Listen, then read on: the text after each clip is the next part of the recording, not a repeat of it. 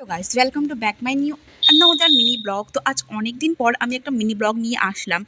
Finally এটা আমার বিয়ের পরের ফার্স্ট মিনি ব্লগ। তো আজকে ছিল একটা বিয়েবাড়ির নিমন্ত্রণ। তো আজকে আমি তোমাদের তাই শেয়ার করবো যে বিয়েবাড়িতে কী কী খেলাম। প্রথমে প্লেটে পড়ে গেল স্যালাড আর গরম গরম বেগুনি লেবুর সাথে। আমিও আর বেশিক্ষণ দেরি না করে খেতে শুরু করে দিলাম। তারপর একটার পর একটা দিতে শুরু করে দিল আদার্স মেনু, যেমন ভাত আর ছাত্রা, যেটা ছিল সব থেকে বেশি সুস্বাদু। আর তার সাথে ছিল নিরামিষ মুগের ডাল। আর গাইস, এখানে আমার বরকে দেখো জলের মধ্যে লেবু আর লবণ মিশিয়ে শরবত বানাচ্ছে। তো বেশি দেরি না করে এর মধ্যেই চলে আসলো সর্ষে বাটা দিয়ে পাবদা মাছ।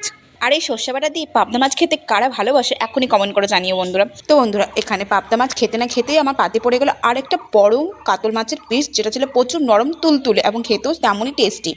এবার সবার শেষে ছিল দই, মিষ্টি, চাটনি। আর আমি তো মিষ্টি খেতে খুবই পছন্দ করি। দেখো আর বউটা মিষ্টি খাচ্ছে।